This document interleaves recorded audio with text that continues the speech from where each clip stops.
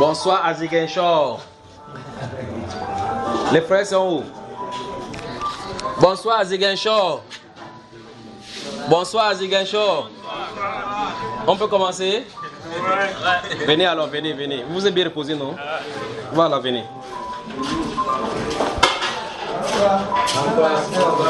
Fais sortir celui-ci là. Voilà. Ok, la récréation est aussi pour les... La récréation.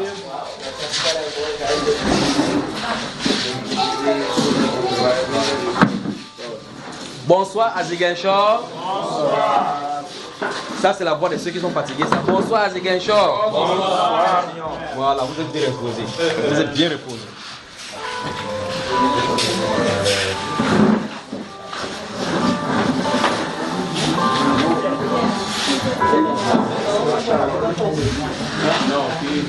Que le Seigneur vous bénisse, que le Seigneur vous bénisse, que le Seigneur vous bénisse.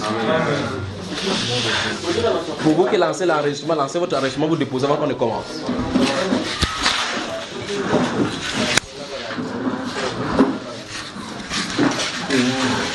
Donc je m'excuse d'être venu dans votre ville perturber votre tranquillité, perturber votre programme et vous tenir en garde à vous pendant des heures.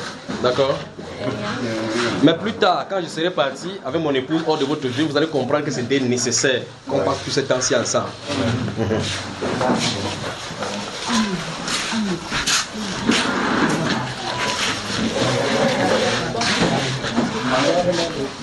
La chaise est doublée, oui, c'est bon. Alors que le Seigneur vous bénisse, que le Seigneur vous bénisse, que le Seigneur vous bénisse.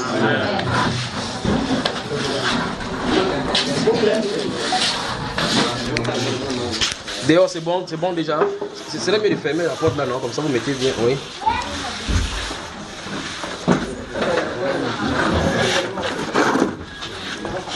Je suis content et très content même de vous servir. Je suis content d'être à votre service. Amen. Et je rends grâce au Seigneur qui m'a donné le privilège de venir vers ses enfants pour parler. Qu'il vous bénisse, qu'il vous bénisse. Alors, nous abordons la dernière partie. Je ne vais pas vous garder pour longtemps. Je vais vous laisser rapidement afin que vous alliez et que vous reposez. Comme ça, demain on commence plus tôt. On finit également tôt. Comme ça, j'ai le temps aussi de vous recevoir. D'accord, frère? Maintenant, j'attends vos questions. Y a-t-il des questions? Sur la sanctification, oui. C'est toi qui vas poser la question sur la sanctification. Oui, c'est toi. Allons-y donc. Alors, vous qui êtes dehors, prêtez attention à la question comme ça, quand la réponse sera donnée, que vous compreniez de quoi il est question, d'accord? La sanctification. Allons-y, quelle est la question? Oui, c'est ça que j'avais posé tout à l'heure. Oui. C'était concernant la sanctification corporelle. Oui. Oui, l'habillement. Oui. La manière dont elle doit se faire dans l'église de Jésus-Christ. Oui. C'est-à-dire la manière dont les femmes doivent s'habiller. Oui. Hier, pendant que nous avons commencé à la question de la saine doctrine, nous avons lu titre au chapitre 2. Commençons par la titre au chapitre 2. Notez donc, titre chapitre 2. Nous parlons donc maintenant de la sanctification extérieure de la femme. De toute façon, les enseignements sont la consonance là, d'accord? Pendant que vous allez de chercher ce livre de titre chapitre 2, j'aimerais donc dire que la femme, vous, les filles, et vous, les femmes particulièrement, vos corps ont été conçus pour séduire et pour faire tomber les gens dans le péché. Donc si vous vous emballez comme le saucisson, permettez l'expression, de toute façon c'est l'expression. C'est l'expression que vous vous exprimez, en vous emballez comme les saucissons. Alors, titre chapitre 2, si vous vous emballez comme les saucissons, c'est que la seule chose à faire, c'est de vous manger dans le pain. Et là, Dieu a sa façon de voir. C'est pour cela qu'avant de développer dans cette autre direction concernant les femmes, j'aimerais poser la question, et je crois que c'est ce que j'ai dit dès le départ. Il faut que la définition des disciples du Seigneur Jésus-Christ soit d'abord bien comprise. Si c'est compris la discipline du Seigneur Jésus-Christ, qui c'est un disciple du Seigneur Jésus-Christ, là on pourra avancer. Donc je dis ici, sous réserve que quelqu'un sache ce qu'il veut avec le Seigneur. Sous réserve que quelqu'un veuille suivre ce que le Seigneur dit. Parce qu'en réalité, donc, la sanctification extérieure fait partie intégrante de la saine doctrine. Et nous avons défini la saine doctrine comme étant ce que le Seigneur a prescrit qu'on doit enseigner à l'église. Donc la sanctification en fait de façon exprès partie. Titre chapitre 2, verset 3 mon frère. Qu'est-ce que ça dit? Verset 3. Titre 2, verset 3. Oui. dit que les femmes âgées doivent aussi avoir l'extérieur qui convient à la sainteté, n'être ni médisantes, ni adonnées au vin, qu'elles doivent donner de bonnes instructions, dans le but d'apprendre aux jeunes femmes à aimer leur mari et leurs enfants, à être retenues, chastes, occupées aux soins domestiques, bonnes, soumises à leur mari, afin que la parole de Dieu ne soit pas blasphémée. Dit les Saintes Écritures. Il dit que les femmes âgées doivent, souligner le verbe devoir qui s'y trouve. Doivent, souligner, doivent. Les femmes âgées doivent.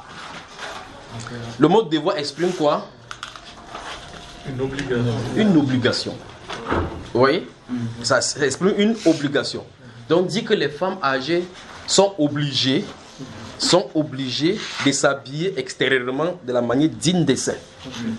Oui. Donc il y a une sanctification extérieure d'après les Saintes Écritures.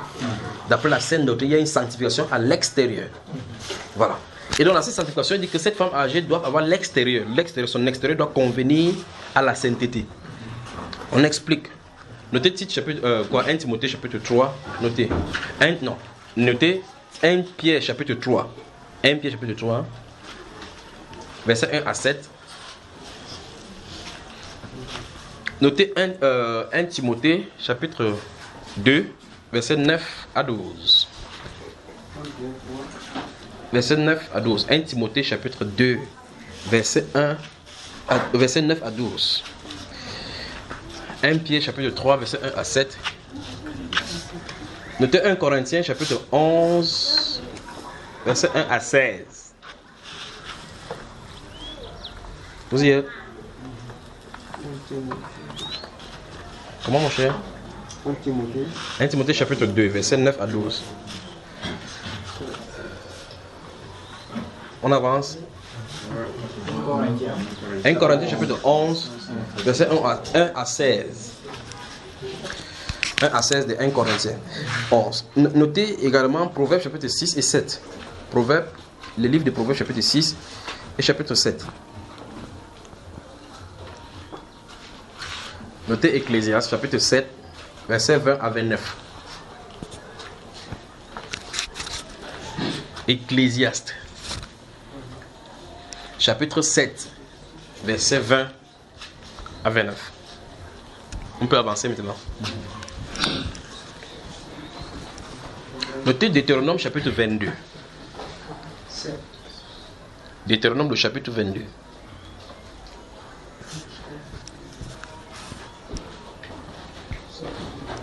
Romains chapitre 13, verset 8 à 14.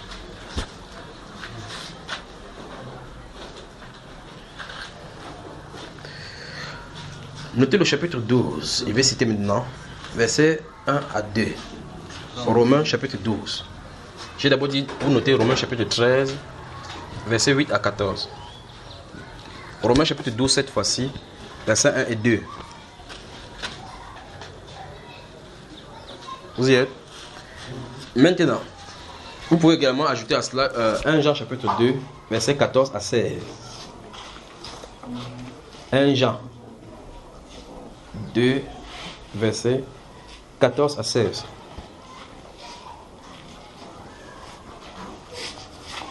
Avant d'avancer, nous allons dire des choses qui sont utilisées aujourd'hui. Il y a des gens qui disent que Dieu regarde seulement à l'intérieur, que Dieu regarde au cœur, Dieu ne regarde pas à l'extérieur. Dans le titre chapitre 2 que nous venons de lire là, il a dit que veut dire enseigne que, n'est-ce pas? Enseigne que les femmes âgées sont obligées d'avoir leur extérieur. Ici c'est un enseignement lié à l'extérieur, n'est-ce pas? Donc Dieu ne regarde pas seulement au cœur, il regarde aussi à l'extérieur. Dit que les femmes âgées doivent aussi, c'est-à-dire en plus de ce qu'on demande au cœur dans 1 Pierre chapitre 3, elles doivent aussi avoir l'extérieur qui convient à la sainteté. Donc il y a un extérieur demandé aux femmes qui convient dans la sainteté, c'est-à-dire qu'il y a une sanctification à l'extérieur, principalement par rapport aux femmes, parce que c'est là dont il est question. Vous suivez, n'est-ce pas? Maintenant, je pose la question. Si une femme veut servir le Seigneur, elle doit se poser la question, quel est le problème? Pourquoi est-ce que Dieu insiste sur mon extérieur? C'est ici le problème. C'est-à-dire que la femme doit répondre à la question, pourquoi Dieu donc insiste que je dois être saint, que je dois me sanctifier à l'extérieur? Quel est le problème? Le problème, et la réponse de Dieu, c'est parce que la femme a été faite pour séduire et ses parties séduisent. C'est le pourquoi. Ouvrez Jean chapitre 5. Non, Matthieu chapitre 5. Matthieu le chapitre 5.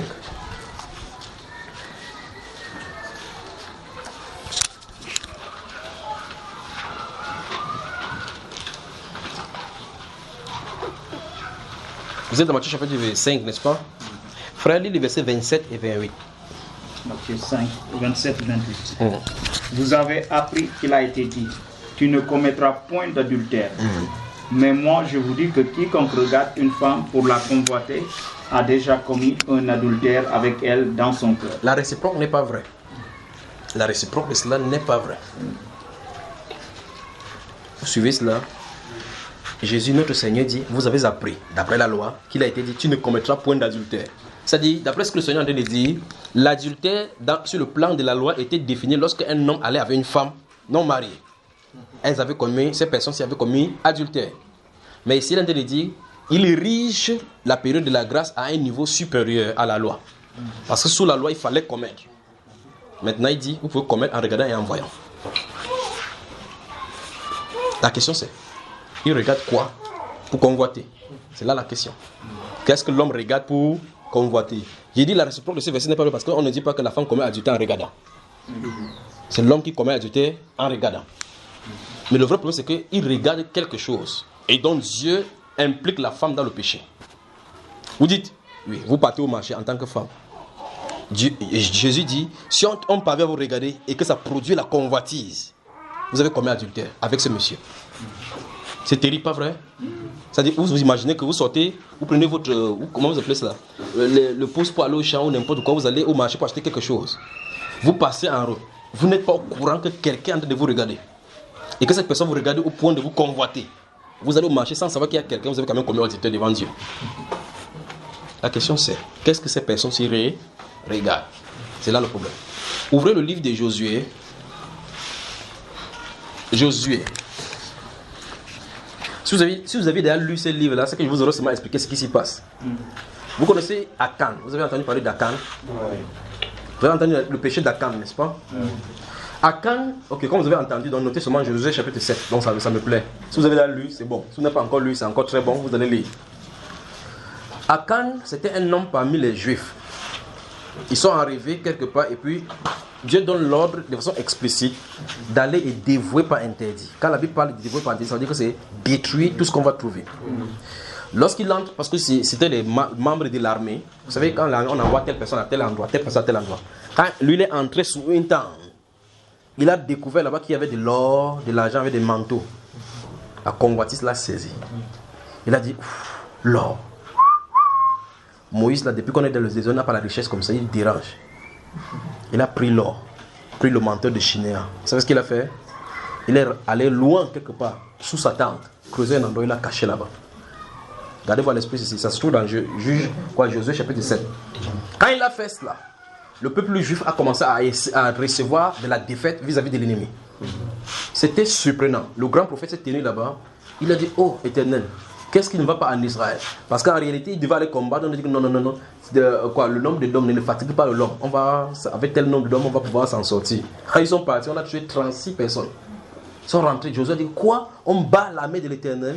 Il s'est prosterné là-bas jusqu'au soir. Le Seigneur lui dit, lève-toi, il y a de l'interdit. Gardez-vous à l'esprit ici. Lève-toi, il y a de l'interdit au milieu d'Israël.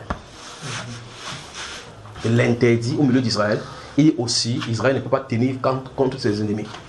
Gardez-vous à l'esprit, ça c'est la loi. Tant qu'il y a de l'interdit au milieu de toi, tout ce que tu fais, tu ne parviendras pas au bout. Parce que vous ne pouvez pas combattre Satan avec les choses sataniques. Vous voyez cela? Il y a de l'interdit à ton milieu. Quand Dieu a déjà dévoué par interdit quelque chose, vous devez vous en débarrasser. Il n'y a pas... Oh, maintenant, vous me dites, vous voyez les pentecôtistes d'aujourd'hui, vous dites l'or et l'argent appartiennent à Dieu. Ce que Akan avait pris là, ce n'était pas l'or, ça appartenait à qui? Mais il avait interdit, ça ne devrait pas être là-bas. Je ne sais pas si vous comprenez. Parce qu'aujourd'hui, quand on dit ces choses, on dit non, on a beaucoup d'oreilles, l'or et l'argent appartient à Dieu. L'or et l'argent appartient à Dieu. Même ce que Akan avait pris, ça appartenait à Dieu. Fondamentalement, c'est lui qui a tout fait. Mais lorsqu'il a appelé maudit quelque chose, vous ne devez pas utiliser. Vous suivez, n'est-ce pas, frère? Akan a pris ça. Et puis, le Seigneur a dit au prophète que réunis les enfants d'Israël, je vais les donner par tête, par famille, par tribu. Il a réuni, il a fait le tamis, on a identifié la tribu. Après, il avait identifié la tribu, il a identifié la maison paternelle. Après, avant d'identifier la maison paternelle, il a utilisé par tête. Quand il a détecté par la tête, Akan a été détecté. Il a dit, mon fils, c'est pas toi et mon frère, d'accord? C'est un exemple. Il a dit, mon fils, rends gloire à Dieu, dis-nous ce que tu as fait. C'est ce qui est intéressant dans cette affaire. Il dit que lorsqu'ils sont allés au combat, il a vu de l'or, des lingots d'or avec un manteau de Shinéa. Dans la dernière partie, si nous parlions de l'église catholique, Shinéa, c'est une ville de Babylone. Donc il a pris l'onction de Babylone. Vous voyez cela? Il a hérité l'onction de Babylone. Il porte la couverture de Babylone. Et puis il dit, quand j'ai vu, j'ai convoité. S'il était entré dans cette maison aveugle, il devait convoiter? Non. Parce que l'œil est la lampe du corps. Ouais, vous comprenez, n'est-ce pas? Quand il a vu l'or, tout le temps dirigé, il dit, mince, comment détruire ça? L'or et l'argent appartiennent à Dieu.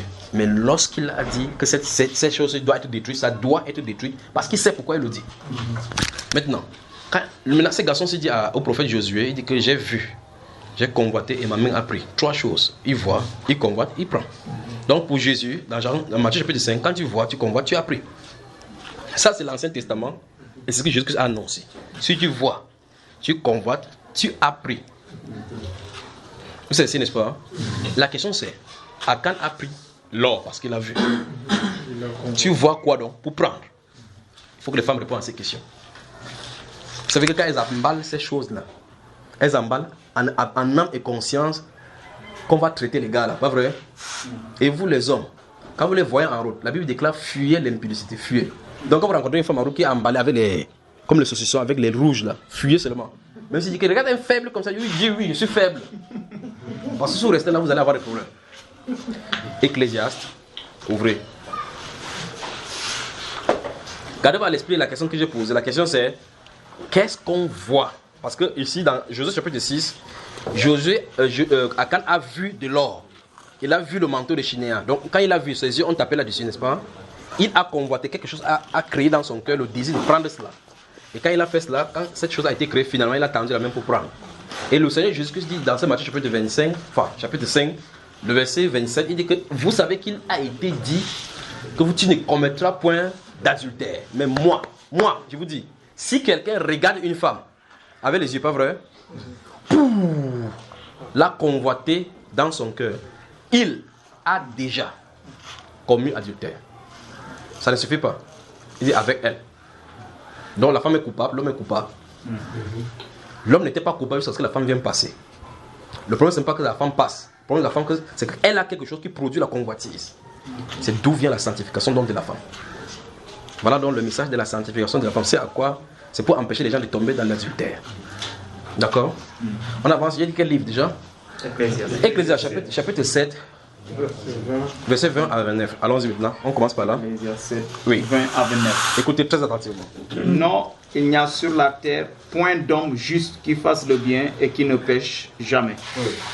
Ne fais donc pas attention à toutes les paroles qu'on dit, oui, de peur que tu n'entendes ton serviteur te maudire. Car ton cœur a senti bien des fois que tu as toi-même maudit les autres. J'ai éprouvé tout cela par la sagesse. J'ai dit, je serai sage. Et la sagesse est restée loin de moi. Même Salomon qui était plus sage a dit que la sagesse s'est éloignée de lui. Donc le niveau de sagesse qu'il avait, c'était le petit niveau. Continuons. Ce qui est loin, ce qui est profond, profond, qui peut l'atteindre? Oui. Je me suis appliqué dans mon cœur à connaître, à sonder et à chercher la sagesse, oui, et la raison des choses, oui, et à connaître la folie de la méchanceté et la stupidité de la sottise. Oui. Et j'ai trouvé plus amer que la mort la femme dont le cœur est un piège et un filet, oui, et dont les mains sont des liens. Oui. Celui qui est agréable à Dieu lui échappe, mais le pécheur est pris par elle. Stoppons d'abord là-bas. Voilà la conclusion d'un homme à qui Dieu a déployé la sagesse sur la terre et certifié que personne ne sera sur la terre avant et après lui qui sera nanti de cette sagesse. Il dit qu'après avoir fait les recherches de tout ce qu'il a fait, il dit qu'il arrive à une seule conclusion. les femmes posent problème aux hommes. Voilà la conclusion. Ça veut dire que parmi toute la sagesse que Dieu lui a donnée, avec toute la sagesse qu'il avait, il a fait tous les énigmes, sondé des choses. La plus grande des conclusions qu'il est arrivé, c'est que la femme est un piège pour l'homme. Pas n'importe quelle femme en tout cas. Il dit que ce style de femme dont il parle, elle est plus dangereuse que la mort. Ne me regardez pas comme ça, c'est pas moi qui dis. C'est ce qu'il a dit là-bas, c'est pas moi. Il dit que et j'ai trouvé plus amère que la mort, la femme dont, et ici les caractéristiques. C'est pas ce qu'il écrit là. Il dit, j'ai trouvé. Il dit qu'après avoir sondé toutes les stupidité de la folie de la stupidité et autres, sonder les choses et pour comprendre le mystère. Ce qui est plus profond, mais je suis arrivé à la conclusion que la femme dont le cœur est un piège et un filet est plus amère que la mort. Maintenant, nous allons prendre ce style de femme, nous allons positionner devant nous par esprit. Après l'avoir positionné par l'esprit, nous allons entrer dans son cœur. Puis nous allons étudier son cœur pour savoir ce qu'il en est. Vous voulez? Nous parlons de la sanctification extérieure de la femme. Si on ne fait pas ce diagnostic, vous n'allez pas comprendre pourquoi l'habillement est important.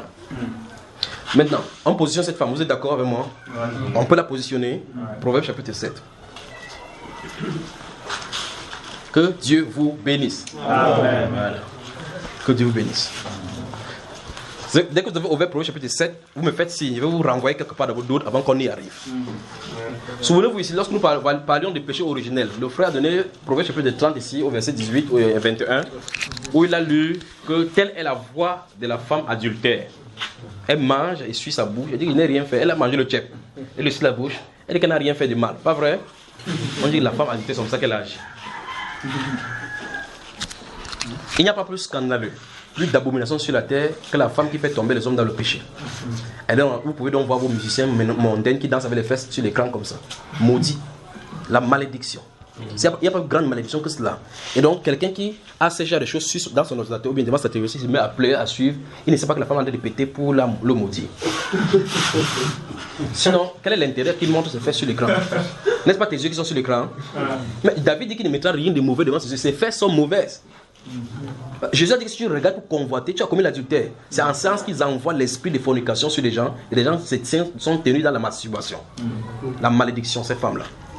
Donc, c'est pas moi qui dis ça, c'est Salomon. En tout cas, même s'il le dit, je n'ai que le dire que c'est ce qu'il a dit. Proverbe chapitre 6, donc, vous avez ouvert le chapitre 7. Rentrons au chapitre 6. Lisons le verset 20 à 25. Mon fils. 20 à 25. Non, regarde bien. J'ai dit exprès. J'ai dit ouvrez le chapitre 7. Parce que je savais que vous serez proche du chapitre 6. Okay. Rentrons au chapitre 6. Okay. Puis lisons les versets 20 à 25. Puis on va rentrer au chapitre 7. D'accord? Mon fils. Mon fils, garde les préceptes de ton père. Oui. Et ne rejette pas l'enseignement de ta mère. Oui. Lis-les constamment sur ton cœur. Attache-les à ton cou. Oui. Ils te dirigeront dans ta marche. Oui. Ils te garderont sur ta couche. Oui. Ils te parleront à ton réveil. Oui. Car le précepte est une lampe et l'enseignement une lumière. Vous entendez ça? Hein? Je vous dis, Dieu est en train de parler de la vaccination spirituelle par la parole de Dieu. La vaccination spirituelle, vous savez que la vaccination est faite pour prévenir une maladie qui arrive. Il va nous dire maintenant le pourquoi il faut se vacciner. Et il s'adresse comme ça au fils. Donc, quand vous allez à l'hôpital pour vacciner les enfants, pour les prévenir de choléra, de la malnutrition et quoi que ce soit là, Dieu dit que mon gars, toi, comme tes yeux sont balades partout, quand Laetitia passe, tu regardes, Gaël passe, tu regardes. Il dit la vaccination, on va vacciner ton cœur. Allons-y. Et les avertissements de la correction sont le chemin de la vie. Oui. Ils te préserveront de la femme corrompue. Stop. Vous avez vu ça? Donc lorsque l'enseignement va entrer, on dit vacciner, le principal vaccin, c'est lutte anti-femme corrompue. Amen. La vaccination de la parole. Quand l'enseignement entre, quand ça s'établit là-bas, c'est vaccination anti-femme corrompue, anti-femme sexy. C'est ce que la Bible est en train de dire. C'est pas moi qui dis, frère, ne me regarde pas comme ça, c'est la Bible. Il dit que lorsque lis-le constamment à ton cou, garde-le dans ton cœur, ils te préserveront. Après que tu aies mis ça là-bas, ils te préserveront contre la femme quoi? Corrompue. Puis il dit quoi? De l'étranger qui emploie des paroles doucereuses, celles qui flattent. Mon gars, ta tête me plaît, hein? Dis que ma tête n'est pas la tête des gens baptisés, je ne suis pas mise à prix. Tu fuis rapidement. Vous entendez cela, n'est-ce pas? Il dit, lis-les constamment, il te présente. Je veux que vous compreniez, je vais mesurer ça pour que vous compreniez le pourquoi. La seule possibilité de se prémunir contre des femmes adultères ou bien des femmes sexy, c'est d'écouter la parole de Dieu. Non seulement de l'écouter, mais de la garder. C'est-à-dire prendre position pour la parole de Dieu. Et si vous prenez la position pour la parole de Dieu, vous n'allez plus regarder les femmes comme une jolie femme sexy. Ces cuisses-là, vous allez lui dire que ça va brûler au feu comme pour le canard. Vous comprenez, n'est-ce pas? Vous n'allez pas plutôt apprécier maintenant que tu es belle. Parce que tu es belle, ça veut dire que la vaccination n'a pas eu son effet sur vous. Si la vaccination a eu son effet, tu vas te tourner, tu lui dis cache. Comme ça, la prochaine fois qu'elle va te voir, elle va se m'enfuir. D'accord? Continue, mon frère. De la langue doucereuse de l'étranger. Oui. Ne la convoite pas dans ton cœur Stop. pour sa beauté. Vous avez encore vu le mot ici, non? Ne la Convoite pas. dans. Ton cœur. Alors maintenant, écoutez. Dès le départ, il faut que l'enseignement vienne s'établir sur le cœur. Pour que tu connais les instructions de Dieu vis-à-vis de la sanctification. Maintenant, ça veut dire que c'est chose mauvaise pour quelqu'un de ne pas connaître ce que Dieu attend des femmes par rapport à leur extérieur. Sinon, elle va admettre n'importe quoi. Maintenant, Dieu dit qu'il faut que l'enseignement soit d'abord sur ton cœur pour que ça te prévienne de cela, pour que ça te prémunisse de cela, pour que ça te protège de cela. Et il nous dit, si cet enseignement est là, ton cœur ne la convoitera pas, parce que c'est ce qu'il y a les questions. Mais s'il n'y a pas ça dans le cœur, tu vas admettre cela. Il dit, ne la convoite pas dans ton cœur pour sa beauté. Vous voyez cela? C'est-à-dire que la beauté de la femme a pour effet de faire tomber les hommes dans la convoitise. C'est ce que le Seigneur disait. Celui qui la regarde pour la convoiter a commis adultère. Et j'ai posé la question, il regarde donc quoi?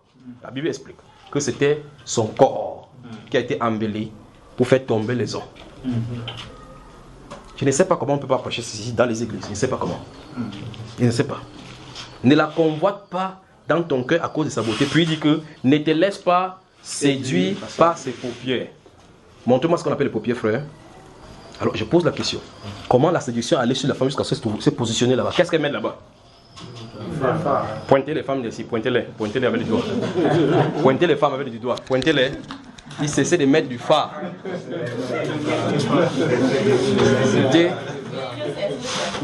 Pointez les femmes, dites, cessez de mettre du phare. Tu n'es pas la voiture. Les phares, c'est sur la voiture. Voilà. Donc vous voyez que dans les Saintes Écritures, ils sont positionnés justement là où Satan devait utiliser les hommes. Et ils positionnent même là où Satan devait alimenter pour pouvoir pousser la séduction loin. Maintenant c'est très grave aujourd'hui, ils ont décidé de mettre les faux cils. Écoutez, et mettre les faux cils. Ce qui est à l'intérieur de la l'iris là-bas, ils ont changé. Elle était initialement noire, elle passe dans un endroit où on a écrit séduction. Comment vous appelez ça? Manicure, pédicure, silicure. Et puis elles entrent là-bas avec les yeux noirs, elles sortent avec les yeux verts. Tu la regardes, tu dis que Gaël, il dit oui, c'est moi. Comment tu as les yeux verts? Elle te regarde comme ça, elle fait, vous savez les poupées là, les poupées qu'on offre aux enfants pendant les fêtes là. Quand vous attrapez les poupées, elle faisait comme ça. Pas étonnant maintenant que les blancs ont fabriqué les poupées maintenant pour les défier à la maison. Parce qu'on les a entraînées en tant que poupées. Maintenant on a dit ok, écoutez, on leur donne les faux cheveux, elles acceptent. On donne les faux cils, elles acceptent. Le faux iris, elles acceptent. Faux seins, elles ont accepté. Faux seins, le fesse, elles ont accepté. Faux mollets, elles ont accepté. Faux ongles, elles ont accepté. Les blancs ont dit qu'elles ont tout accepté. Faisons une fausse femme. Elles ont fait une fausse femme maintenant, pas vrai? Donc les femmes auront des concurrents maintenant, les poupées. Vous aurez des concurrents pour poupées parce que maintenant les hommes ne vont plus vouloir votre mari parce que vous êtes fatigant déjà. On va maintenant avoir les poupées. Poupées bleues. Vous ne connaissez pas ça? Et les hommes achètent les poupées maintenant, ils se marient avec eux. Oui. Oui. Oui. Ils se marient avec eux. Ils font l'amour avec. Et pas aller s'asseoir à la maison avec la poupée. Parce que les femmes s'y dérangent. Il est sûr au moins que personne ne peut coucher avec sa femme. Parce qu'elle est à la maison avec sa femme. Voilà là où l'homme est arrivé. Mais où est-ce que ça a commencé? Faux cils, faux ongles, faux cheveux, faux. Et vous voyez, elles entrent là-bas. Elle dit pour tous vos problèmes de faux cils, entrez ici. Elle regarde comme ça. C'est qu'on appelle. Elle a quoi? Le vrai. Elle entre pour prendre quoi? Pointe les femmes là, pointez les femmes. Pointez les femmes. Cessez de faire le faux. Encore, cessez de faire le faux. C'est pas ça, frère. Vous tendez la main. Qu'est-ce que j'ai ici? Maison. Quand elle peut prendre quoi pour mettre dessus? Elle dit que c'est ce que quoi? Les faux. Dieu a donné quoi? Elles ont pris quoi? Est-ce que le faux peut venir de chez Dieu? Qui a inspiré ça? Satan. Et nous avons lu le matin que Satan a dit qu'il y a une antagonisme entre eux et Satan. C'est pour ça que c'est chez eux. C'est pour ça que les femmes ont pour but comme ça de séduire pour faire tomber les hommes. 1 Roi chapitre 9. Oui, prenons le livre du 2 Rois. 2 Rois chapitre 9. Que Dieu vous bénisse. Amen. Les femmes, ne vous fâchez pas, ils sont obligés de parler. Chacun a sa part. Vous comprenez? Amen. Les catholiques ont eu leur chaleur dans le matin. Non, maintenant c'est les femmes maintenant.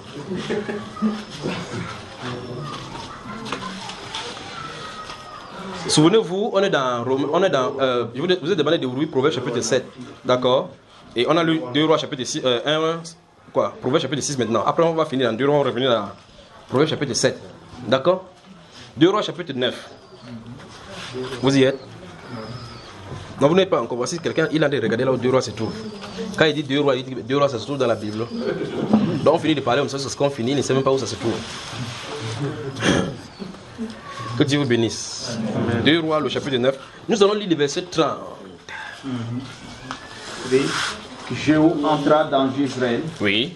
Jézabel, l'ayant appris, mit du phare à ses yeux, se para la tête et regarda par la fenêtre. Alors maintenant c'est bon. Maintenant il faut que la sœur se voie ça bien. 2 Rois, chapitre 9. Bonsoir et bienvenue, d'accord? Tu as dit que tu comprends ça bien, non? C'est mieux qu'on parle ça bien. Tu n'as pas été fâché. Quand on va sortir, tu vas me saluer toujours, non? Je voulais poser même cette question. Pose alors directement. C'est ça, c'est... Ah, c'est ce qu'il a pour positionner. Donc tu n'es pas fâché de lui, non? Non, non. Ah, ok, voilà. Chapitre 9, verset 30. Allons-y, toi-même, tu vas lire, tu lis pour nous.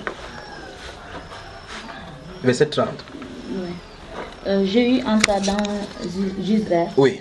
Jézabel, l'ayant appris, mit du phare à ses yeux, se para la tête et regarda par la fenêtre. Voilà.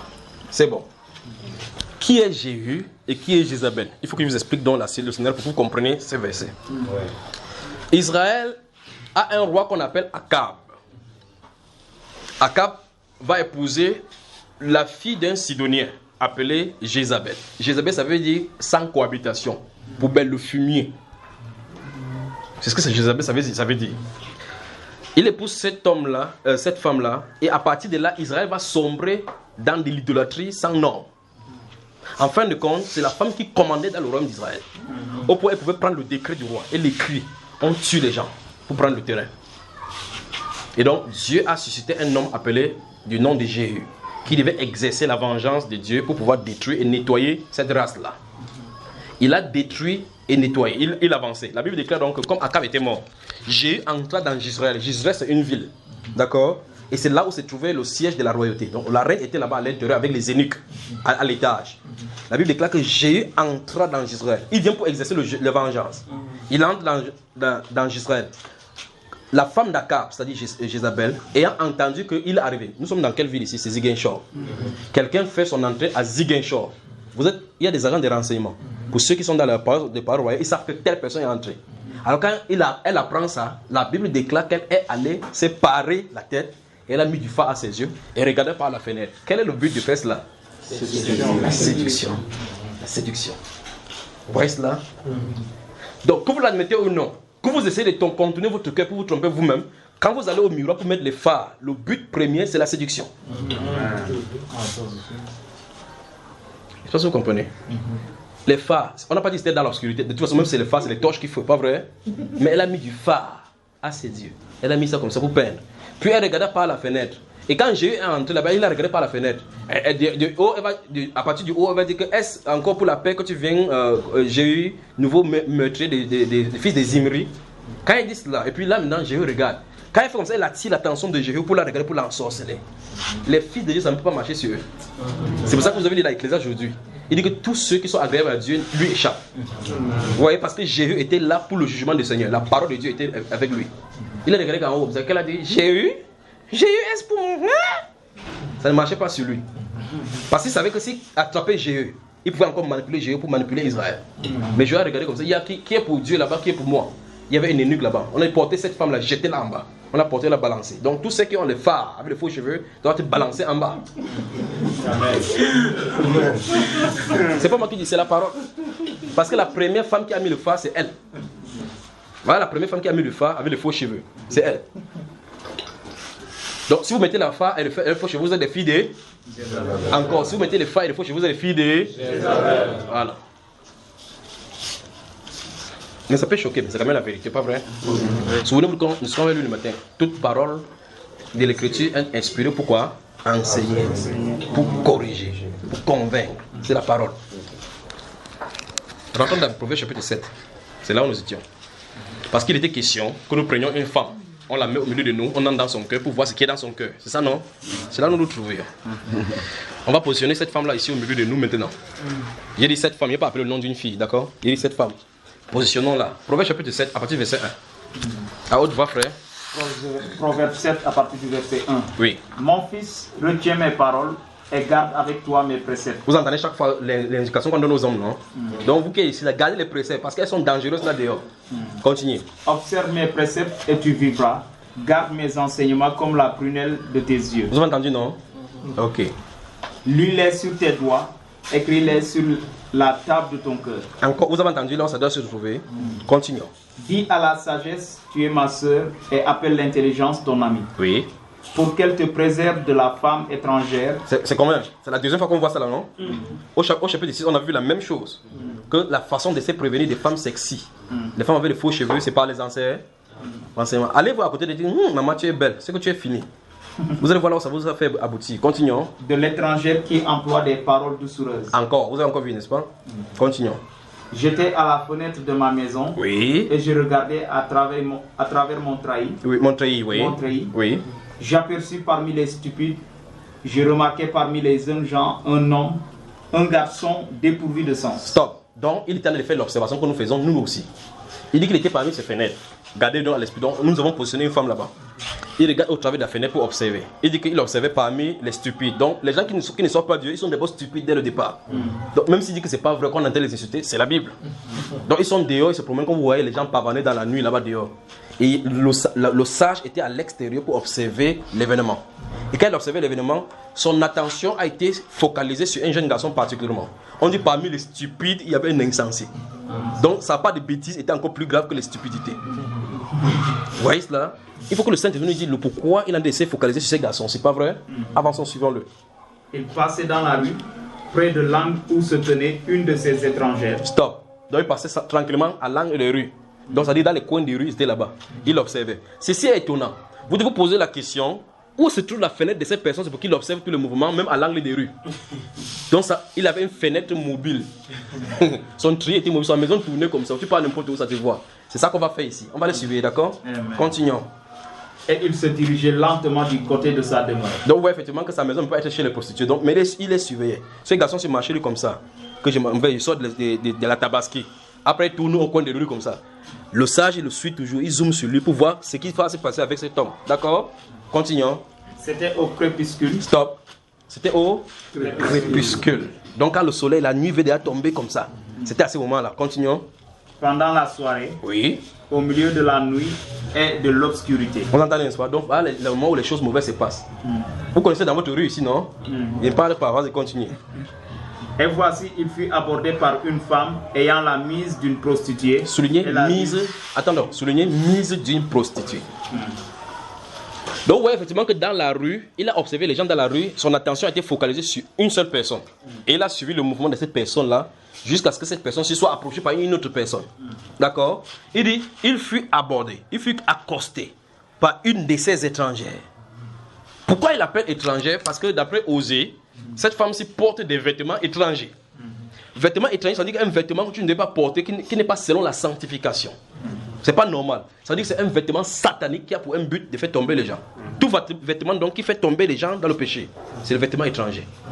Ok, maintenant, on dit, il fut abordé par une de ces étrangères. Ayant, maintenant, il a quitté le garçon. Il se focalise sur l'étrangère. Il dit, cette étrangère, voici ses caractéristiques. Il avait la mise d'une prostituée. La mise, ça veut dire quoi, frère? L'habillement. Donc, ayant l'habillement. Écrivez au côté, l'habillement. Ayant l'habillement d'une prostituée. Or, cet homme-ci est à la fenêtre, il est en train de voir. Ça veut dire que les prostituées ont le style d'habillement. Et les prostituées dépensent plus sur leur accoutrement. Parce que c'est ça qui les fait venir de l'argent. Ça veut dire que c'est qu'elles vont un marché acheter, elles ont acheté ça pour un but. Pour faire venir les clients. C'est sa marchandise. Son corps devient sa marchandise. Par conséquent, il ne veut pas pourquoi il va couvrir. Parce que les marchandises, il faut qu'on les expose pour qu'on puisse voir. Vous vous habillez pour qu'on voit votre nudité. Vous êtes une prostituée. Même si vous chantez le nom de Jésus-Christ.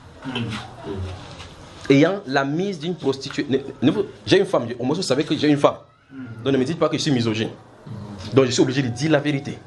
Ayant la mise d'une prostituée. Ça ne s'arrête pas là. Le volet suivant dit la ruse dans le cœur. Donc, ce monsieur-ci est resté à la fenêtre. Il a vu l'extérieur et l'intérieur. Il a suivi un homme. Il a suivi l'homme. Arrivé jusqu'à voir la femme. Après la femme, il est entré dans la femme. La question c'est, qu'est-ce qu'il appelle par ruse dans le cœur? Ou mieux encore, comment un homme qui est à la fenêtre a pu voir le cœur de quelqu'un à l'intérieur. La ruse, c'est quoi? Oui. C'est la capacité de tromper. Comment? C'est la capacité de tromper. Quoi. De tromper, la capacité de tromper. Donc ce qu'elle avait à l'intérieur du cœur, elle avait quelque chose à l'intérieur du cœur, fait tomber les gens. Mais comment ça s'extériorise, la ruse? Pas son habillement. Vous voyez ça? Donc quand vous voyez quelqu'un s'habille comme ça là, elle bombe les seins comme ça comme le couscous. Et puis elle dit que Dieu ne regarde pas au cœur, hein? Dieu regarde seulement au cœur. Si Dieu regarde au cœur, voilà le reflet à l'extérieur. Vous comprenez cela? Ce qui est à l'extérieur, c'est le reflet de ce qui est dans son cœur. Parce qu'elle va au marché, elle prend une jupe, elle met ici. C'est comme la culotte. Elle devait dire normalement que c'est pour ma petite soeur. Pas vrai? Elle dit que c'est ça. Et puis elle part au miroir, elle regarde comme ça. Qu'est-ce qu'elle fait là? Qu'est-ce qu'elle fait? Qu'est-ce qu'elle fait? Vous riez. C'est pour vous, c'est contre vous qu'elle fait. Ce sont les armes contre vous. Exactement. Donc les femmes sont des armes de destruction massive. Vous entendez quelqu'un passer, vous avez un garçon suit avec les yeux comme ça. Après tu entends qu'elle est dépassée, dit. Qu'elle fait? Après ton voisin dit que mince, la fille là c'est une bombe. La bombe explose pour tuer ou pour pouvoir vivre.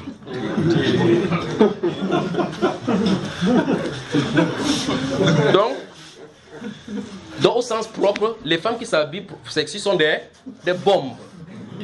Elle va exploser dans ton cœur. Tu pourras aller voler l'argent de ton père pour lui affronter un pot parce que tu veux l'inviter. Elle te prend comme une chèvre. Elle te tient par la main. Quand tu dis, mamie bonsoir, elle te regarde comme ça. Regarde-moi, tu peux acheter mon huile, pas vrai? Tu dis qu'il peut te donner n'importe quoi. Et puis tu commences à aller voler à cause d'elle. C'est pas elle qui a fait, c'est la ruse qui est dans le cœur qui s'est manifestée et tu es tombé dans son piège. Vous voyez cela? Ayant la mise d'une prostituée, la ruse dans le cœur.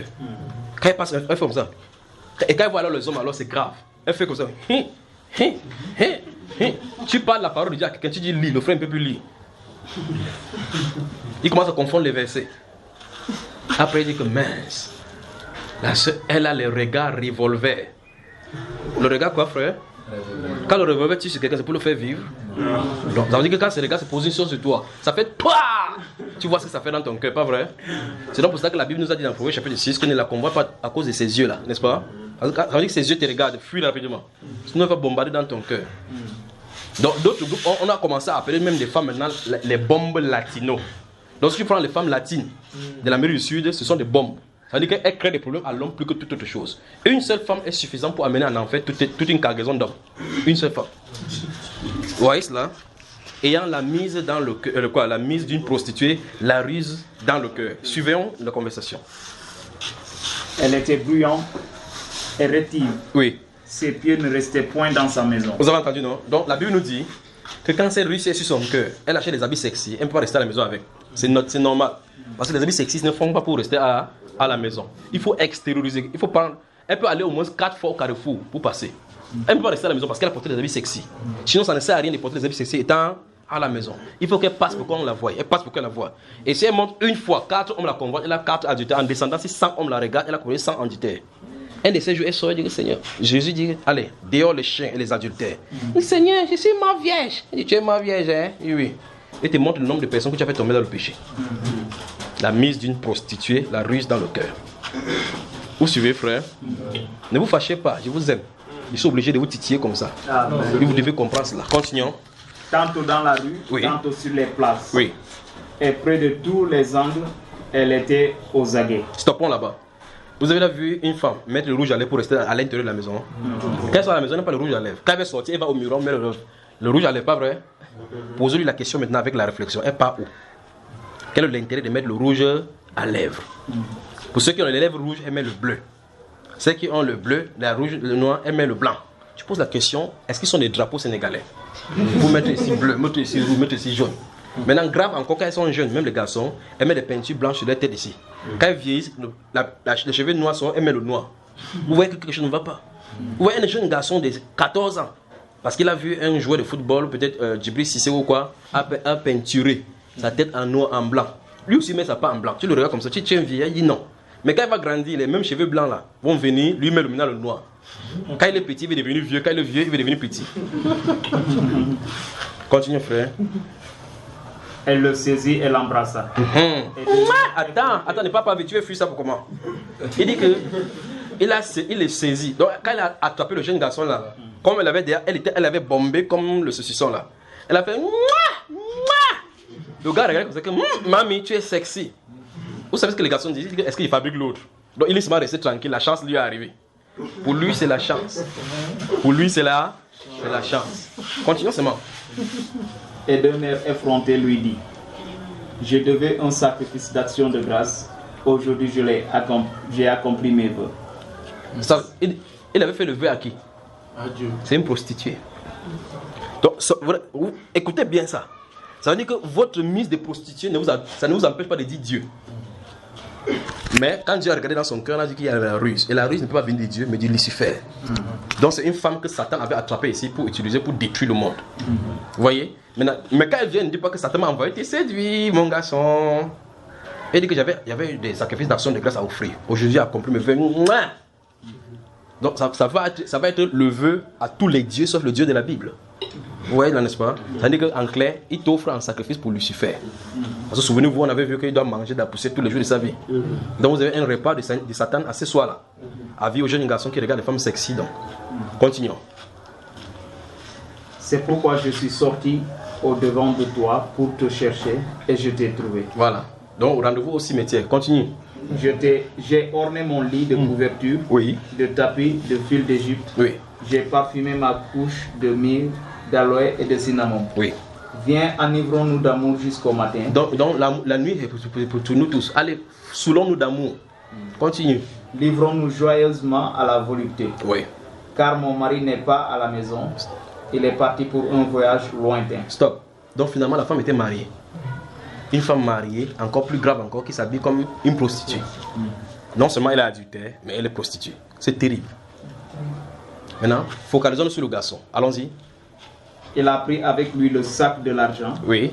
Il ne reviendra à la maison qu'à la nouvelle lune. Oui. Elle le séduisit à force de paroles. Donc à force de paroles, quand tu restes là, tu entends. Quand tu vas entendre, il va finir par te convaincre. Elle va finir par te convaincre. Oui. Elle l'entraîna par ses lèvres doucereuses. Vous entendez ça? Elle l'entraîna par ses lèvres doucereuses. Il se mit tout à coup à la suivre. À la suivre. Il était censé aller où? Dans sa maison. Le voici qui est détourné. La Bible déclare, il s'est mis tout à coup à la suivre. Écoutez, regardez les caractéristiques. Oui. Comme le bœuf qui va à la boucherie. Donc vous voyez, ce garçon-ci, quand il part, il est fier parce qu'il a attrapé un gibier. Pour lui, physiquement, je vous parle en tant que jeune parce que c'est de quoi il est question. Pour lui, il dit que j'ai trouvé ma bombe. Quand ça va exploser sur toi, tu ne dois pas savoir. Pour lui, il a trouvé un gibier. Mais la Bible explique donc la réelle chose qui se passe. Il dit qu'il s'est mis tout à coup à le suivre comme quoi? Comme le bœuf qu'on lit pour châtier. Mais pour lui, dans sa chair, il croit qu'il est bien. Continue, frère. Comme un fou qu'on lit pour le châtier. Donc le garçon, s'il est fou, il ne se rend pas compte seulement. Continuons. Jusqu'à ce qu'une flèche lui perce le foie. Jusqu'à ce qu'une flèche lui perce le foie. Oui. Comme l'oiseau qui se précipite dans le filet sans savoir que c'est au prix de sa vie. Oui. Et maintenant, mes fils, écoutez-moi. Donc, appel à la conscience. Et soyez attentifs aux paroles de ma bouche. Appel à la conscience. Quand il a vu ça dans le carrefour, il se tourne maintenant vers les garçons. Appel à la conscience. Il dit, et maintenant, mes fils, écoutez mes paroles. Oui. Que ton cœur ne se détourne pas vers les voies d'une telle femme. Stop. Quelle telle femme? D'une telle femme. Laquelle? Ayant la mise sexy. Donc, pour les serviteurs, les enfants du Seigneur, le sexisme ne doit pas vous attirer. Votre relation avec les femmes ne doit pas baser sur leur batteur extérieur. Vous voyez cela, n'est-ce pas? Sinon, vous allez vous fausser la donnée. Vous voyez cela? Il dit que ton cœur ne se détourne pas vers la voie de telle femme. Et puis, on va expliquer le pourquoi. Ne t'égare pas dans ses sentiers. Vous avez entendu? Oui. Car elle a fait tomber beaucoup de victimes. Donc, tu n'es pas la première. Tu n'es pas la première personne. Donc, ça veut dire que tu as un gibier que Satan va manger à sa sauce ce soir. Ferme la Bible, mon frère. Fermez les Bibles maintenant. Donc vous voyez que la sanctification de la femme était un grand thème de la Bible. Et donc, ayant mis cette femme-ci devant nous et observé son cœur, on peut donc comprendre ce que notre Seigneur Jésus a dit. Si quelqu'un regarde une femme pour la convoiter dans son cœur, il a commis adultère avec elle. Vous voyez cela, n'est-ce pas? On peut maintenant comprendre. Donc l'extérieur de la femme dérange. Ça dérange Et non seulement ça dérange, Satan utilise l'extérieur de la femme pour faire tomber les hommes dans le péché et nous faire percer le foie. Si quelqu'un veut être mangé par la sauce dans le sauce satanique, c'est simple. Regardez une femme sexy. Vous êtes fini. D'accord? Voilà. Ouais, donc une femme naturelle doit être naturelle parce qu'elle a été créée naturelle.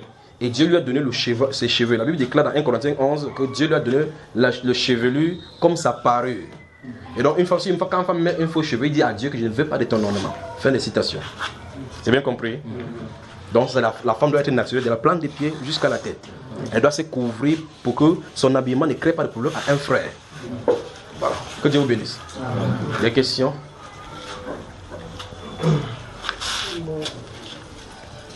Les femmes ont telle des questions?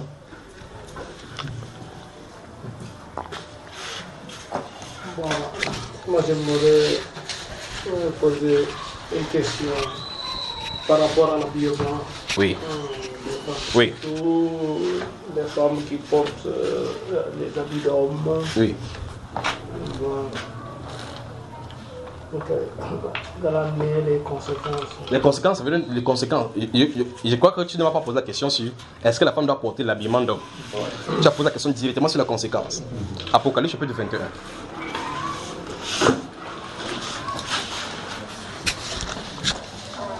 Notez les versets 8 et le verset 27. Conséquence pour la femme de porter le vêtement d'homme. N'est-ce pas? Toutes les réponses sont dans les Saintes Écritures. Vous me posez la question, je vous donne les réponses. Voilà. Donc si vous ne posez pas, je rentre au Cameroun tranquillement. N'est-ce pas? Alors, sachez que donc toute réponse biblique doit avoir la réponse dans la Bible. Apocalypse chapitre 21, versets 8 et 27, c'est ce que nous allons lire maintenant. Apocalypse 21, verset 8. Oui. Mais pour les lâches, Oui. les incrédules, Oui. les abominables, Oui. les meurtriers, les impudiques, les enchanteurs, les idolâtres et tous les menteurs, leur part sera dans les temps ardents de feu et de soufre. Voilà. Ce qui est la seconde mort. Verset 27. Verset 27. Il n'entrera chez elle rien de souillé, ni personne qui se livre à l'abomination et au mensonge. Il n'entrera que ceux qui sont écrits dans le livre de vie de l'agneau. Voilà. On dit que qui n'entrera pas qui? Rien de souillé, 1. ni personne qui se livre à l'abomination. Souligner, c'est livre à l'abomination.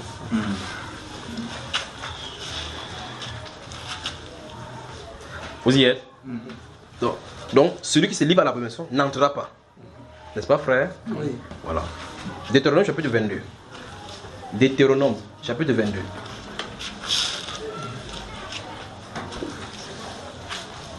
Deutéronome chapitre 22. Verset 5. Allons-y. Deutéronome 22, verset 5. Une femme ne portera point un habillement d'homme, et un homme ne mettra point des vêtements de femme. Oui. Conséquence. Car quiconque fait ces choses est en abomination à l'Éternel ton Dieu. Fin de citation. Donc on peut savoir clairement ce que Dieu a de parler par abomination. Donc nous avons les conséquences, pas vrai? Merci. Des questions? Oui. Bon, à la suite de la question qu'a posée le frère, Oui. avant-hier, on a discuté avec quelqu'un concernant l'habillement de la femme. Parce qu'ici, Qu'est-ce que les femmes vous ont fait pour que vous discutiez seulement sur leur habillement? Hein? Qu'est-ce que les femmes ont fait pour que vous discutiez seulement sur leur habillement? Elle vous dérange aussi, n'est-ce pas? Elle m'a juste posé une question. Une femme doit porter un pantalon. Oui. Elle ne doit pas porter un pantalon. Oui. Bon, concernant l'habillement d'une femme, Oui. donc, dans les différentes cultures, dans les différents pays, il y a certains pays, dans certaines cultures, des hommes s'habillent en jupe. Oui. Comme l'Écosse. Comme l'Écosse, bien dans les temps antiques, les Romains. Ouvre Deutéronome chapitre 22. 22-5. Oui. Oui. Ok, c'est même cette parole que je vais lire. Oui. Donc, bon, moi, ce que j'avais compris, j'ai pensé que concernant l'habillement d'une femme, donc c'est une question aussi, parce que ici, la Bible ne nous a pas carrément dit, bien clairement dit ici, c'est tel type d'habit ou bien tel type d'habit qui est pour la femme, qui est pour l'homme. Oui. Donc ici, nous au Sénégal, Oui. ici, nous au Sénégal, il y a des habits pour femmes, il y a des habits pour hommes. Oui. Quand tu vas chez les Arabes, il y a des habits pour femmes, il y a des habits pour hommes. Oui. Donc il y a certains pays, nous ici au Sénégal, normalement les jupes, Oui. il y a des femmes qui portent des jupes. Oui. Les jupes c'est pour les femmes. Oui. Mais il y a dans certains pays, dans certaines cultures, Oui. les jupes, même les hommes portent des jupes. Oui. Je l'ai dit, donc dans ce cas, est-ce qu'on va dire que ces hommes-là... Ce qui est très bien, non, ce qui est très Des bien, femmes. ce qui est très bien, c'est que je veux que tu répètes après moi. D'abord, dis le salut Le salut vient des Juifs. vient des Juifs. Voilà. Donc, ça veut dire que la Bible là est intégrée dans la culture juive. Dieu s'en fout des Écossais, il s'en fout des Sénégalais. Quand toi tu crois à Jésus, tu es baptisé aujourd'hui. Il n'y a pas le baptême chez les Sénégalais, ça vient de chez les Juifs. Tu as bien compris? Donc quand Dieu dit ce qu'il pense, il pense ce qu'il dit. Ça veut dire que si la Bible là, ça va chez les Écossais, s'il a la juive, on dit que tu ne porteras point le vêtement des femmes. Il va se conformer là-bas. Si on va là où plutôt c'est les femmes qui portent le pantalon, on va dire que tu ne porteras pas le vêtement d'homme. Elle va se conformer. Donc c'est la même chose pour toi. Ce n'est pas selon les cultures, selon la parole du Seigneur. D'accord? Ok, c'est ça. Mais quelle était la culture des Juifs? Voilà. En tout cas, maintenant je te laisse dans le... Parce que tu avais dit que c'est selon les cultures. Maintenant, j'étais orienté bien pour te stabiliser. Donc, que la Bible sort des Juifs. Quand on est sur la culture des Juifs, Oui. comment ça veut les Juifs? Oui. Même les hommes portent des robes. Où ça? Tu as vu ça où? Ah, bien sûr. Tu as L'habillement des Juifs. Non, je dis que tu as vu où d'abord? Le robe là qu'ils portent. Non, les attends, robes là. doucement, je sais pourquoi ils ont déposé la question. Il dit tu as vu ça où? Non, j'ai vu ça Dans les films. Non, pas seulement dans les films. Ah, ok. Mais à la télé, quand on montre les Juifs Oui. dans le dans le synagogue. Donc c'est les Juifs dont tu parles. Les Juifs qui sont dans la synagogue, là, dans les homosexuels, c'est eux que tu Non, parles. je ne sais pas si ce sont les homosexuels, ce ne sont pas. Moi, je ne me pas. Ok. Voici ce qui veut te... Façon d'habillement. Oui. Voici ce que je vais te dire d'abord, n'est-ce pas? Si tu lis 1 Samuel, tu vas voir effectivement que le prophète Samuel, quand il était petit, Samuel causait des robes. Quand tu vois Jésus à la croix, il avait une tunique. Au ciel, tu vois les anges avec leur tunique. Tu as bien compris, n'est-ce pas, frère? Ok, donc il faut t'habiller comme ça. C'est simple, pas vrai? Je peux avancer encore. Maintenant, est-ce que tu sais que le salut que tu as vient des Juifs? Si. Est-ce que tu sais que donc, d'après cela, tu dois porter beaucoup d'oreilles? Hein? Non. Mais les Juifs portent aussi les boucles d'oreilles, les hommes. Bien sûr. Il faut que tu portes. Non. Pourquoi? Parce que la Bible interdit ça. Comment tu sais que ça interdit? C'est parce qu'il y a d'autres cultures qui ont des boucles d'oreilles aussi. Non, là. Mais non, je prends le même syllogisme que toi. Il y a des cultures dont les enfants ont les boucles d'oreilles, les hommes comme les garçons. Il y a des cultures qui percent leurs joues, percent partout là. Pas vrai? C'est vrai. Maintenant, toi tu dis maintenant que la Bible interdit. Dans quelle culture? Donc, quand j'ai dit la culture, ça dépend des cultures. Maintenant, quand la Bible va donc appeler... Moi, je parlais de culture juive. Oui. Donc, on doit se référer à la culture juive. Pourquoi? Parce que vous avez dit le salut vient des Juifs. Non, attends. J'ai dit, n'est-ce pas, je prends toi. Je viens de te poser la question que tu portes, il faut que tu portes le boucle. Tu dis non. J'ai dit pourquoi? Tu dis que parce que la Bible interdit. Or, toi, tu n'es pas chez les Juifs. Maintenant, la Bible interdit ça pour qui? Pour toutes les cultures, même pour les Juifs. Toutes les cultures. Pour toutes les cultures. Donc, comme la Bible interdit pour toutes les cultures, si la Bible avance vers les cultures où les hommes et les femmes portent les boucles, ça doit lui dire de les enlever. Pas vrai? C'est pour ça que dès le départ, j'ai parlé de... Dès le départ, il faut qu'on comprenne si on veut faire la volonté de Dieu, oui ou non. Si on veut faire la volonté de Dieu, la Bible dit, si tu es un homme, tu ne porteras pas le vêtement de femme. Si tu es une femme, tu ne porteras pas le vêtement d'homme. Tu dis quoi? Qu'est honnête, dit la Bible dans le livre de Genèse. Dieu cousu un vêtement pour les couvrir. D'accord? Donc maintenant, ça veut dire que tu dois rentrer dans la parole pour savoir quels sont les vêtements qu'il ne veut pas, ce qu'il ne veut pas. Pas se baser sur les cultures. Pas se baser sur les cultures. Les Chinois, eux, mangent des choses avec du sang. Mais quand la Bible va venir vers eux, il dit que tu ne mangeras pas quoi que ce soit avec du sang. Non, c'est notre culture ici, mais la Bible dit autre chose. Pas vrai? Il doit s'y conformer.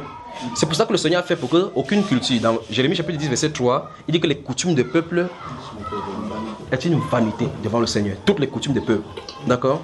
Donc, le peuple Dieu, la coutume qu'il a donnée, c'est la coutume qui est dans la parole. D'accord, mon cher? Alors, ça veut dire que si quelqu'un veut suivre la parole, il va falloir qu'il mette la culture de côté.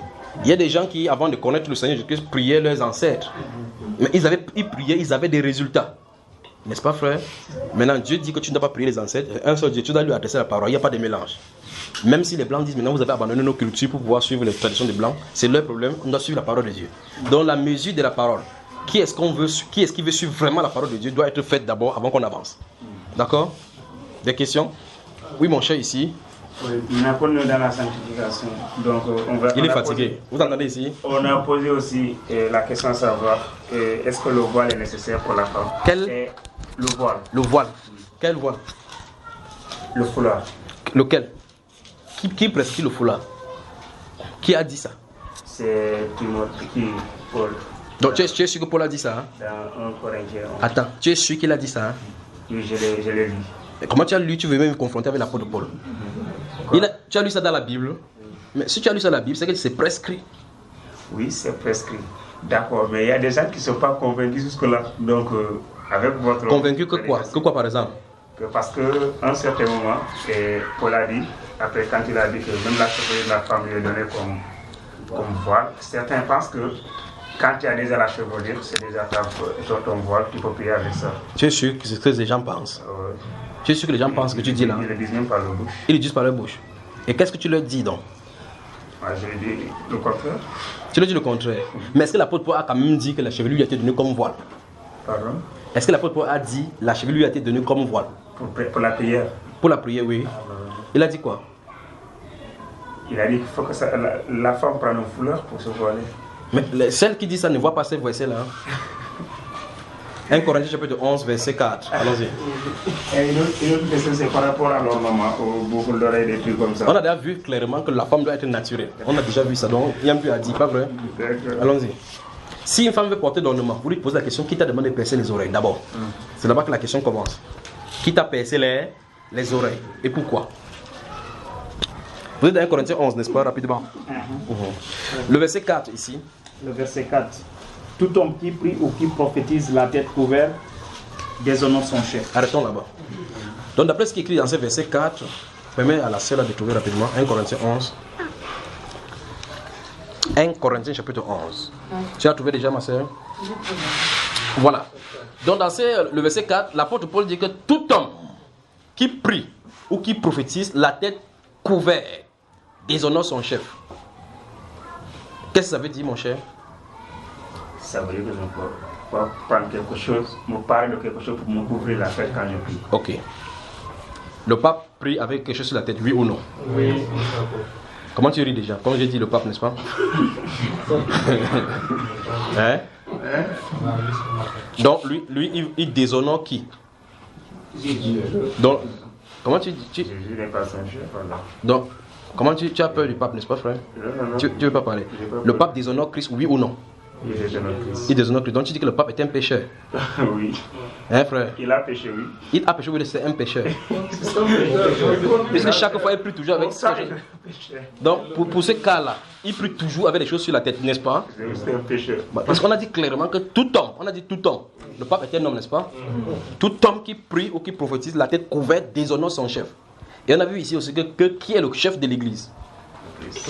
Donc ça veut dire que si quelqu'un prie dans l'église avec la tête voilée, il déshonore Christ Jésus. Toute femme au contraire. Toute femme au contraire qui prie ou qui prophétise la tête non voilée déshonore son chef. C'est bon. C'est comme si Non, c'est bon. Toute femme au contraire de quoi? Au contraire de celui qui ne doit pas se voiler. Voilà. On dit que si elle prie, elle, sans se couvrir la tête, elle déshonore aussi son chef. Donc ça veut dire qu'elle doit avoir la tête quoi? Voilée. C'est comme si elle était... Bon. Ça veut dire que celle qui dit donc que les chevelus c'est le voile. On dit que si elle prie sans couvrir la tête, c'est comme si elle est rasée. Mais si le chevelu c'est le voile, comment c'est comme si elle est rasée? Vraiment. On n'a pas dit que si elle prie la tête non couverte, c'est qu'elle est rasée. On a dit c'est considéré comme si elle était rasée. Et on continue. Or, car si une femme n'est pas voilée, stop. Écoutez, si une femme n'est pas voilée, allons-y. Qu'elle se coupe aussi les cheveux. Bon, maintenant si les cheveux c'est le voile. Si elle n'est pas voilée, c'est qu'elle n'a pas les cheveux, non? Il dit si une femme n'est pas voilée. Si le voile là c'est les cheveux. On dit que si elle n'est pas voilée, qu'elle se coupe aussi les cheveux. Si elle n'est pas voilée, c'est qu'elle a quoi sur la tête, frère? Si elle n'est pas voilée, c'est qu'elle a quoi sur la tête? Non, il dit que si ses cheveux c'est le voile. Si elle n'est pas voilée, ça se peut qu'elle n'a pas de cheveux, non? Non. Si elle n'a pas de cheveux, on lui demande de couper les cheveux. Ça a un sens? Non. Ça n'a pas de sens. On dit que si une femme n'est pas voilée, dans ces cas, si elle n'est pas voilée, qu'elle se coupe aussi les cheveux. C'est pas ça, frère? Et puis il continue. Or, s'il est honte pour une femme d'avoir les cheveux coupés ou d'être rasés, qu'elle se voile. Soulignez qu'elle se voile.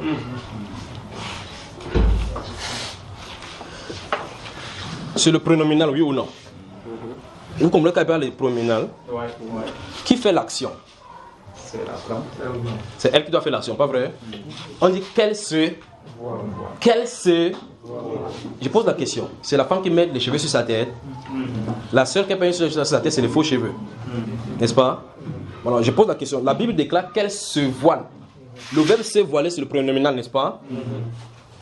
C'est pas ça, frère. Donc l'action de se voiler, qui doit le faire? Donc ça veut dire que Dieu lui demande de faire quelque chose sur sa tête.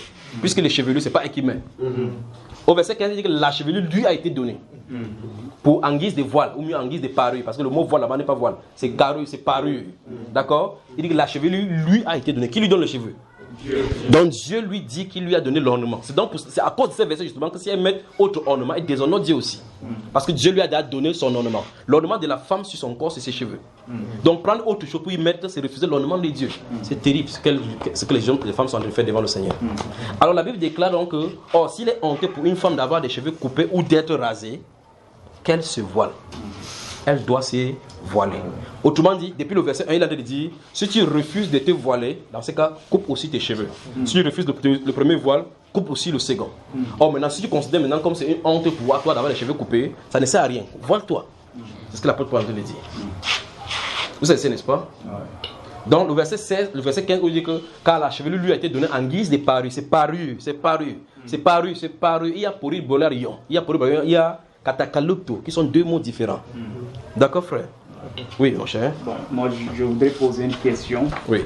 Toujours dans ce sens, mais par rapport à 1 Timothée 2, le verset 9. Ouais. Oui.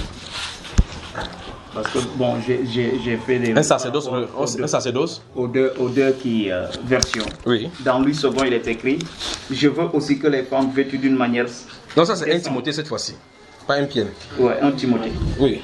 D'une manière décente, avec pudeur et modestie, ne se parle ni de tresse, ni d'or, ni de perles, ni d'habits somptueux. Oui. Maintenant, dans la version observable, il est dit, et que pareillement, les femmes se parent d'un vêtement honnête, avec pudeur et modestie. Oui. Non de tresse de cheveux. Oui.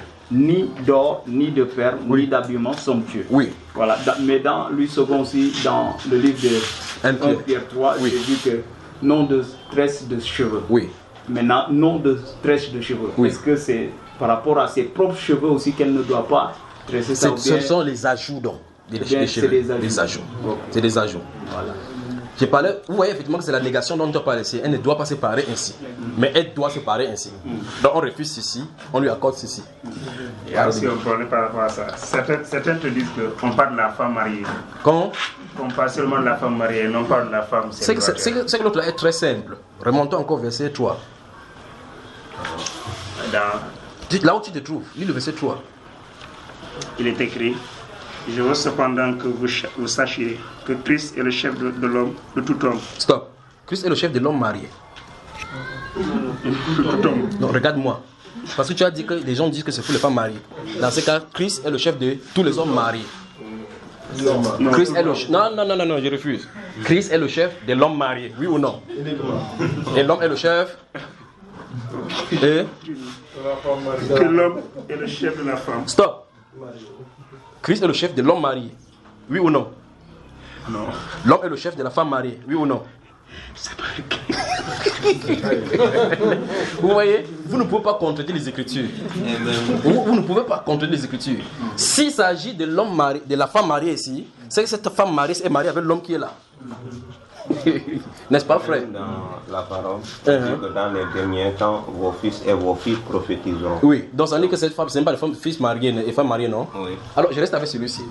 Donc, si la femme dont il est question, c'est parce qu'on a envie de parler de l'homme est le chef de la femme, quoi, le Christ est le chef de l'homme. Alors il dit bien, si cette femme-ci qui est là, dont on parle, est mariée, il est marié avec l'homme là. N'est-ce pas, frère? Comment tu regardes encore ça? Oui ou non? Et marié avec? Je ne sais pas si tu comprends ce que je dis. Tu as dit que quand les gens veulent fuir, veulent faire la fuite en avant, ils disent que c'est aux femmes mariées dont on parle. Bon, maintenant, y a-t-il un verset là-bas qui dit qu'ils sont mariés? Non. Mais de toute façon, considérons qu'ils sont mariés et acceptons la chose et avançons. Pas vrai? C'est qu'elle est mariée avec l'homme qui est là-bas. Pas vrai? Ouais. Alors, dans ce cas, Jésus-Christ est donc le chef de tout homme marié. Pas vrai? Ouais. Donc, les hommes mariés n'ont pas pour chef Christ. C'est ça, non, c'est pas frère? C'est la logique automatique. Parce qu'il a mis cet ordre hiérarchique ici pour passer à la prière, n'est-ce pas? Alors ça veut dire que Jésus est le chef seulement des hommes mariés, pas vrai? D'après cette logique-là, n'est-ce pas? Et par conséquent, le verset 4 dit tout homme qui prie, c'est l'homme dont il est question au verset 3, pas vrai? Ça veut dire que les hommes mariés seuls doivent prier. Toute femme au contraire qui prie, donc ça veut dire que les femmes mariées seulement qui doivent prier. Donc si vous n'êtes pas marié, vous n'avez pas le droit de prier. N'est-ce pas mes frères? Oui frère, posez la question. Bon, donc dis-leur de continuer comme ça, d'accord? Oui. C'est une autre question par rapport à notre époque moderne où les gens parlent des bagues d'alliance, de mariage, des trucs comme ça. Oui. Et beaucoup de gens, pour se justifier, ils prennent l'exemple de Eliezer quand il était parti voir... Bon, est-ce qu'Eliezer a épousé Rebecca? Non, non. Il a donné la bague de mariage, il a promis sa part. Donc ce n'est pas le mariage pour commencer. Eliezer, d'abord, on l'appelle Eliezer, il faut bien citer. C'est Eliezer de Damas. Il n'est pas Eliezer d'Israël. Voilà, c'est les coutumes païens. Voilà. Des questions? Il y a une question parce que lui, quand il voulait faire le procès des pasteurs ici, n'est-ce pas? Il avait voulu vraiment contredire l'apôtre Paul. Oui, contredire l'apôtre Paul. Oui. Il dit que les gens qui disent que la femme doit se voiler avant de prier, donc il dit voiler la tête. Oui. Mais lui, il comprenait l'anglais. Il parlait en anglais, on traduisait en ce temps-là en wolof. Oui. Il dit que quand il dit que la femme doit couvrir sa tête, elle n'a pas dit que comme ça seulement. Oui. C'est toute la tête. Oui. Parce que la Bible nous dit que toute la tête passée, on n'a pas aussi besoin de voir aussi sa figure comme ça là. Non, il faut couvrir toute la tête. Donc au moins il admet qu'il faut couvrir. Oui, donc il faut lui dire, il faut aller lui dire qu'il reste au moins ça aussi dans son église, que les gens couvrent aussi toute la tête. donc ça, au moins ça veut dire qu'il admet que c'est la tête. Parce qu'il dit que les gens qui disent, il dit comme ça de l'apôtre Paul, non? Ça veut dire que les gens doivent couvrir tout cela, c'est pas la boca. D'accord? Maintenant, la Bible déclare que même les cheveux de votre tête est compté. Les cheveux là sont situés où? Sur la tête. Donc il faut lui dire qu'il a besoin de délivrance, d'accord? Voilà. Des questions? Voilà, une question. Oui. Je vais poser une question par rapport au voile. Oui. Est-ce que la femme doit se voiler à tout temps? Parce que là, on a parlé de prière et de prophétie. Ce qui est curieux, c'est qu'il pose la question avec sa réponse. Il me pose la question que est-ce que la femme doit prier à tout temps? Parce que là, on a parlé de prière et prophétie. Mais c'est ce que la Bible a dit, que lorsqu'elle prie ou elle prophétise. Comment tu peux me demander encore est-ce qu'elle va se voiler en tout temps? On a déjà dit dans quelles conditions on lui demande de se voiler. Ou tu veux qu'elle dise quelque chose contre les Écritures, frère? Non, je demande la question parce que je vois des femmes qui se voilent tout le temps. Non, tu les vois tout le temps. Pose la question, est-ce que tu pries tout le temps? Si tu dis oui, tu quittes tranquillement. Parce que si elle prie tout le temps, alors elle doit se voiler tout le temps. C'est normal. Quel est ton problème? Elle se voile, ça te dérange? Hein? La Bible déclare lorsqu'elle prie ou elle prophétise. Si la femme est constamment en prière au Seigneur, mais souvenez-vous, la prière, ce n'est pas Seigneur Jésus, tu es Dieu. Non. Quand tu dis mon Dieu, c'est la prière. Écoutez, quand tu dis ouf, Seigneur, sachez que c'est la prière que vous venez de faire. Vous savez ça, n'est-ce pas? Si elle dit Amen, Amen, vous savez comment vous avez dit Amen. Quand vous dites Amen, vous devez être voilé en tant que femme. Parce que c'est une prière. Pas vrai? Quand vous chantez des cantiques, vous devez prier parce que ce sont des louanges et des prophéties. Vous devez être voilé. Voilà. C'est curieux, n'est-ce pas? Mais c'est la Bible. Des questions? Oui, mon frère. Oui.